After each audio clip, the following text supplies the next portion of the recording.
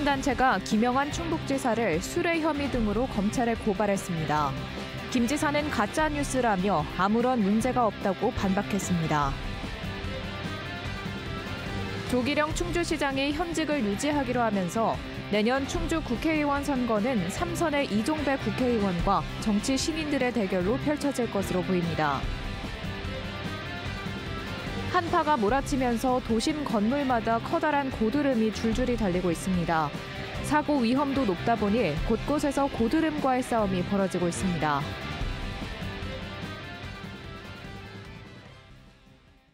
시청자 여러분 안녕하십니까? 계속해서 뉴스투데이 충북 소식입니다. 충북 시민단체가 김영환 충북지사를 수뢰 혐의 등으로 검찰에 고발했습니다. 한옥을 시세보다 비싸게 팔려다 무산되니 폐기물 업체에서 돈을 빌린 것 아니냐는 의혹을 제기한 건데 김 지사는 가짜뉴스라며 아무런 문제가 없다고 반박했습니다. 김대웅 기자입니다. 충북시민사회단체 연대회의가 수뢰와 사전수뢰 등의 혐의로 김영환 충북지사를 검찰에 고발했습니다. 김 지사가 직무와 관련해 뇌물을 받았거나 약속했다는 합리적 의심이 있으니 수사해달라는 겁니다. 시민단체가 제기한 첫 번째 의혹은 지난해 12월 김 지사의 한옥 거래입니다. 김 지사는 지난 2005년과 2006년, 2019년에 서울 북촌 한옥마을에 건물 3채를 샀는데 지난해 12월 20일 일괄 매각했습니다. 한 사람에게 부동산 직거래로 팔았는데 판매가는 75억 원입니다. 김 지사는 이 가운데 65억 원을 중도금으로 받아 빚을 갚았는데 10달가량 등기를 이전하지 않다 지난 10월 돌연 계약이 무산됐습니다. 시민단체는 누가 이 집을 샀는지 밝혀야 한다며 직무와 관련해 실거래가보다 비싸게 거래한 게 아니냐는 의혹을 제기하고 있습니다. 국토교통부 실거래가 기준으로 했을 때도 일상적인 거래보다는 좀 상당 고가다. 그리고 거기에 대해서 이거는 좀 뇌물로 볼 수 있지 않을까. 이에 대해 김 지사는 자신에 대한 가짜뉴스라고 반박했습니다. 자신이 한옥 치과로 사용하던 건물인데 위치가 좋고 규제가 풀려 최근 값이 올라가고 있다고 해명했습니다. 하지만 자신에 대한 부동산 투기 의혹이 제기되면서 계약이 무산됐다고 밝혔습니다. 부동산 투기로 보면 그런 일들이 진행이 되니까 집주인이 내용 증명을 보내왔습니다. 이렇게 논란이 되는 상황에서는 집을 살 수가 없다. 두 번째 의혹은 이 부동산을 담보로 김 지사가 지역의 폐기물 업체에서 빌린 30억 원입니다. 이 업체는 자본금 1,000만 원에 별다른 매출액도 없습니다. 하지만 이 업체와 주소가 같은 두 업체의 감사 보고서를 보면 지역에서 소각장을 운영했던 모 회장 일가가 전체 주식의 100%와 98%를 보유 중인 것으로 추정됩니다. 시민단체는 김 지사에게 돈을 빌려준 회사는 모 회장이 실소유한 업체로 추정된다면서 30억 원의 출처와 대가성 여부를 밝혀야 한다고 주장하고 있습니다. 굳이 일면식도 없고 잘 모르는 분에게 그 금전거래가 오고 가고 부동산을 담보로 해서 저당권을 설정하고 그건 좀 일반적이지 않고. 이에 대해 김 지사는 급하게 계약이 깨져 돌려줄 중도금이 필요했고 지인에게 업체를 소개받아 연 4.2% 이자를 주는 조건으로 빌렸다고 해명했습니다. 또 자신의 한옥을 이 업체가 66억 5천만 원에 살 수 있도록 매수 우선권도 줬다고 밝혔습니다. 그쪽에서 돈이 없다고 하니 일단 30억은 빌린 걸로 하고 그렇게 그래도 우선권은 거기 있다고 봐야 될 것 같습니다. 회사가 어디 있는지 무슨 사업을 하는지는 저는 모르고 이 회사는. 이와 관련해 검찰 관계자는 고발장을 먼저 검토해보고 소환 여부를 결정할 사안이라고 밝혔습니다. MBC 뉴스 김대웅입니다. 검찰이 오송 참사와 관련해 충북도청과 청주시청에 대한 2차 압수수색을 벌였습니다. 청주지검은 어제 오후 충북도 부지사실과 재난안전실, 균형건설국, 청주시 부시장실, 안전정책과 하천과 등의 검사와 수사관을 보내 오송 참사 당시 결재 문건을 확보한 것으로 전해졌습니다. 검찰은 기존 혐의를 확실히 증명하기 위한 압수수색이라면서 단체장 소환에 대해서는 아직 검토 중이라고 밝혔습니다. 오송 지하차도 침수 원인으로 지목된 미호강 임시제방 공사 현장을 관리 감독한 감리단장의 구속기한이 연장됐습니다. 청주지방검찰청은 최근 업무상 과실치사상 등의 혐의를 받는 감리단장에 대한 구속기한이 오는 26일까지 연장됐다고 밝혔습니다. 한편 지난 12일 구속된 미호강 제방공사 현장 소장에 대한 구속기한 연장 여부는 아직 결정되지 않았습니다. 내년 충주 국회의원 선거의 가장 큰 변수였던 조기령 충주시장이 중도 사퇴하지 않고 현직을 유지하기로 했습니다. 이에 따라 충주 총선은 이종배 국회의원과 정치 신인들 간의 대결이 예상됩니다.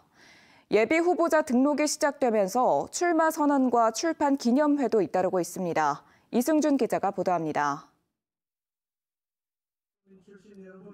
3선 이종배 의원에 맞서는 국민의힘 예비 후보자들이 잇따라 경쟁을 선언했습니다.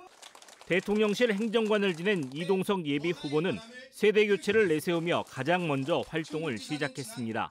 지역 관련 공약도 발표했습니다.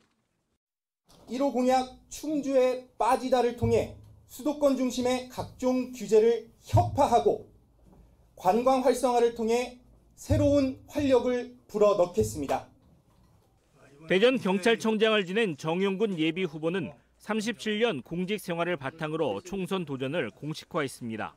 열정의 차이를 보여주겠다며 윤진식 전 의원과의 관계도 우회적으로 드러냈습니다.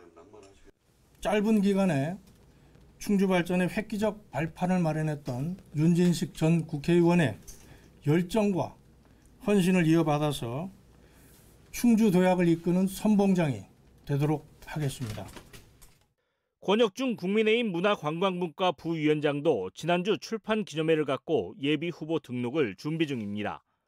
더불어민주당은 정중동의 행보를 보이고 있습니다.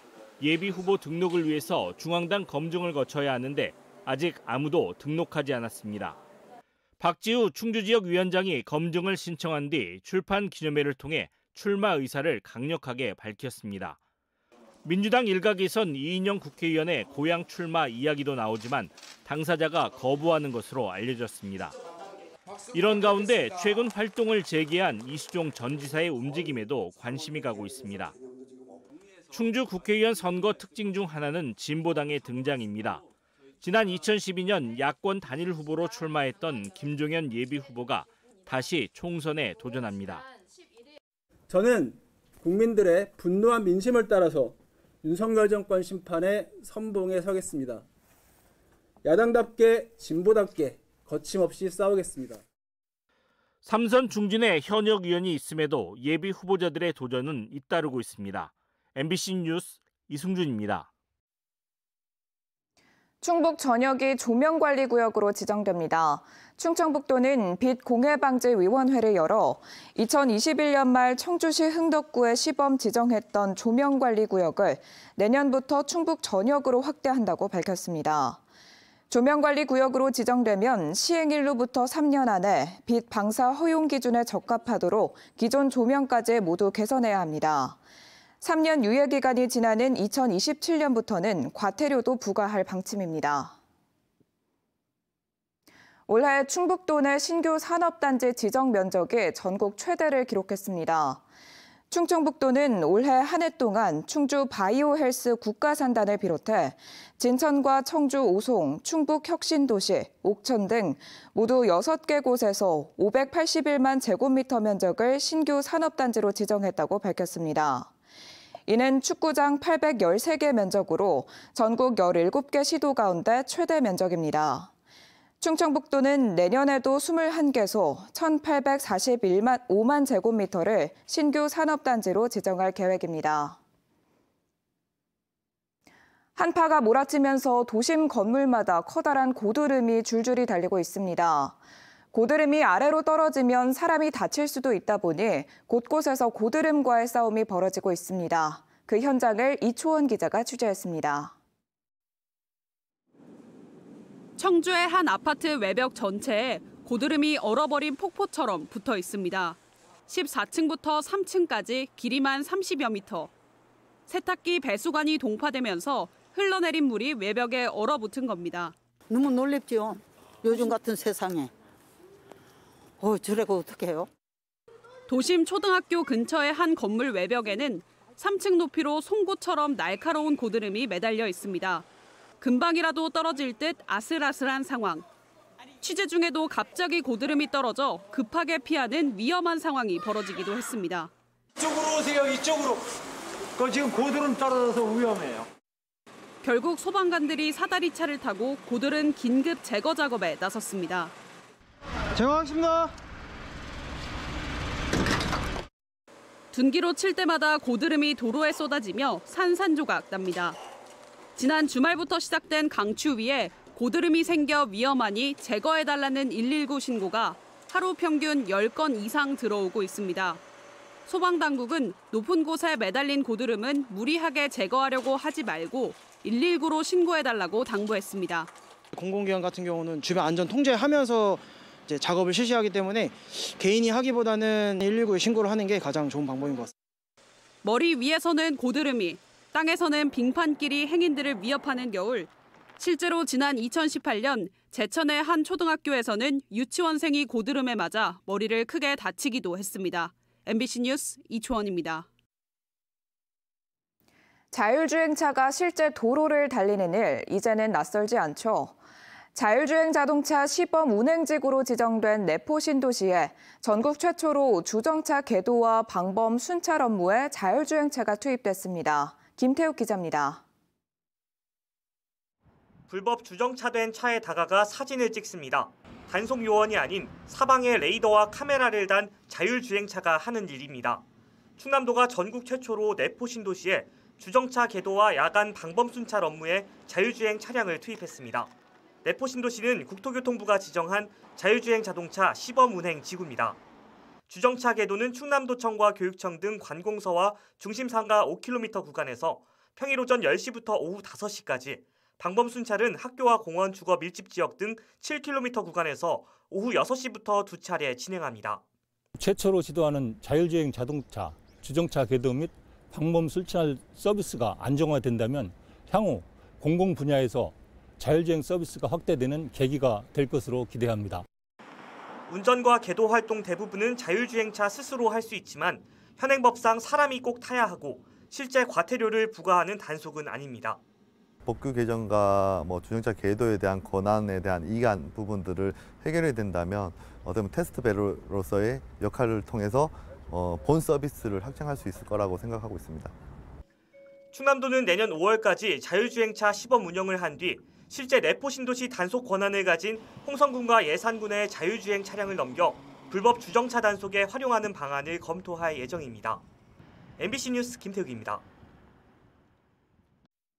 국내 유일의 액화수소 제품 검사를 담당할 액화수소 검사 지원센터가 음성 금왕 테크노밸리에 들어섭니다.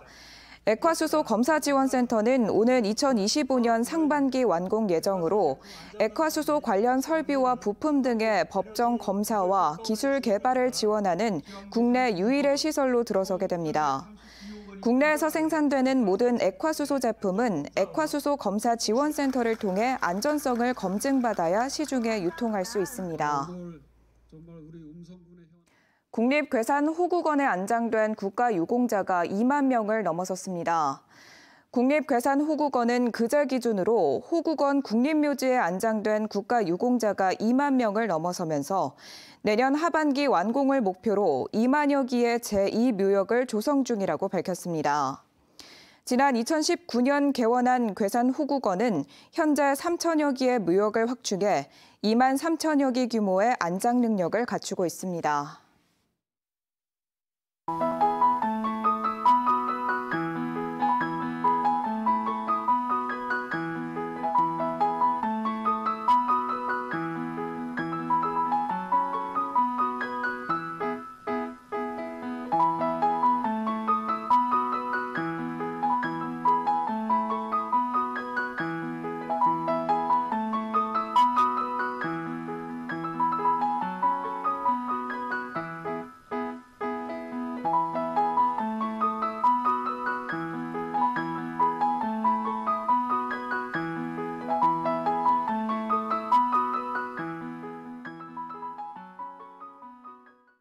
난민 자격을 얻지 못했다는 이유로 관공서에서 분신 소동을 벌인 외국인이 실형을 살게 됐습니다. 청주지법 형사 4단독 조수연 부장판사는 공용 건조물 방화 예비 등의 혐의로 재판에 넘겨진 에티오피아 국적 30대 외국인에게 징역 1년을 선고했습니다. 이 외국인은 난민 자격을 얻지 못하자 지난 7월 청주 출입국 외국인 사무소에서 자기 몸에 인화성 물질을 뿌리고 불을 붙이려 한 혐의로 재판에 넘겨졌습니다. 법원은 실제 불을 지르려는 의도는 없어 보이지만 공용 건물 방화는 큰 사고로 이어질 수 있다는 점을 고려했다고 판시했습니다. 충청학원 오경라 이사장이 직원 급여를 교비해서 지급한 혐의로 경찰 수사를 받고 있습니다. 청주 흥덕경찰서는 지난 7월 사립학교법 위반 등의 혐의로 피소된 오 이사장에 대해 지난해 11월부터 올해 3월까지 5차례에 걸쳐 직원 급여 1,800여만 원을 교비로 지급한 혐의로 보완 수사를 진행 중입니다. 경찰은 이번 달 안에 수사를 마무리하고 오 이사장을 검찰에 송치할 계획입니다. 한편 사립학교법상 교비 회계에 속하는 수입은 다른 회계로 전출하거나 대여할 수 없습니다. 윤건영 도교육감의 대표 공약인 아침 간편식 사업을 두고 줄다리기가 이어지고 있습니다. 충청북도 교육청은 아침 간편식 사업을 위해 추진한 연구 용역 최종 보고회를 개최해 시행 방안을 논의 중인 가운데 전교조 충북지부와 세계 교육노조는 업무 증가와 위생 문제 등을 들어 사업을 중단하라고 촉구했습니다. 도교육청은 내년 상반기 중에 시범 운영 학교를 모집한 뒤 전면 도입 여부를 결정할 계획입니다. 영동군이 세운 치매 전담형 노인 요양시설이 다음 달 1일 문을 엽니다. 영동군은 영동읍 설계리 일원에 100억 원을 들여 지상 3층 규모의 공립 치매 전담형 노인 요양시설을 짓고 내년 1월 1일 개원을 준비하고 있다고 밝혔습니다. 이곳에는 치매 노인 70명이 머물 수 있고 주 야간 보호시설에도 40명을 수용합니다. 올해 충북의 외국인 투자 유치 실적이 지난해 2배를 넘어섰습니다. 지금까지 뉴스투데이 충북 소식이었습니다. 고맙습니다.